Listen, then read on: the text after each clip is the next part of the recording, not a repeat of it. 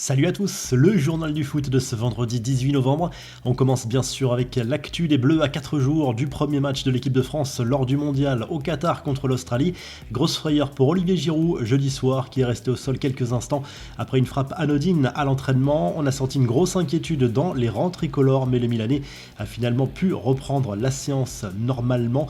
Juste avant, en conférence de presse, l'international français s'est confié sur son style de jeu et son profil de pivot très apprécié par Kylian Mbappé. Tout au long de ma carrière, j'ai évolué avec des joueurs qui aimaient bien mon profil parce qu'ils pouvaient s'appuyer sur moi en guise de relais. C'est quelque chose que Kylian aime bien, c'est un plus, a souligné le buteur des Rossoneri.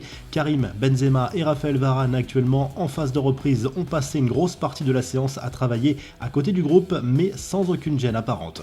Encore des extraits croustillants de l'interview de Cristiano Ronaldo. Un journaliste anglais, CR7, s'est exprimé notamment sur Lionel Messi qu'il qualifie de joueur incroyable et magique avec qui il partage la scène depuis 16 ans.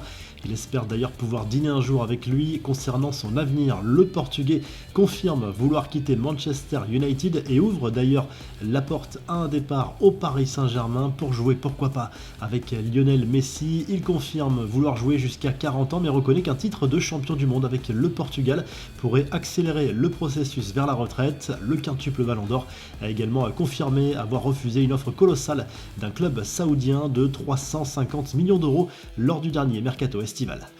Les infos en bref, les supporters du Sénégal avaient repris espoir depuis quelques jours, mais cette fois, le forfait de Sadio Mané pour la Coupe du Monde est officiel. Le médecin de la sélection sénégalaise l'a confirmé et indiqué que le joueur allait même être opéré prochainement.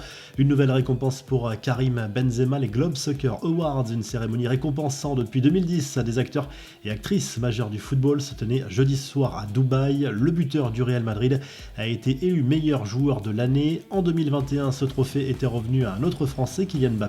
Parmi les autres récompenses décernées, le Real Madrid a sans surprise gagné le prix du meilleur club masculin en 2022. Carlo Ancelotti et Florentino Pérez ont été récompensés respectivement comme meilleur coach et meilleur président, alors que Sergio Ramos a été désigné meilleur défenseur de l'histoire du football. Rien que ça, la boulette de la sélection espagnole, non sélectionnée par Luis Enrique pour participer à la Coupe du Monde, David De Gea n'a pas renoncé pour autant à la sélection et croit encore en ses chances de retrouver l'équipe nationale. Pourtant, la fédération espagnole l'a félicité pour sa carrière après sa prétendue retraite internationale.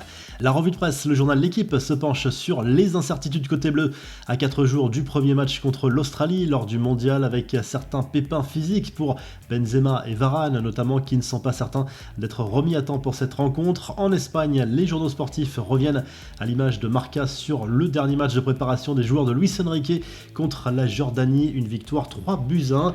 Les Espagnols avec notamment un but signé Ansu Fati. Le premier match de la sélection espagnole, ce sera contre le Costa Rica mercredi prochain. Si le journal du foot vous a plu, n'hésitez pas à liker, à vous abonner pour nous retrouver très vite pour un nouveau journal du foot.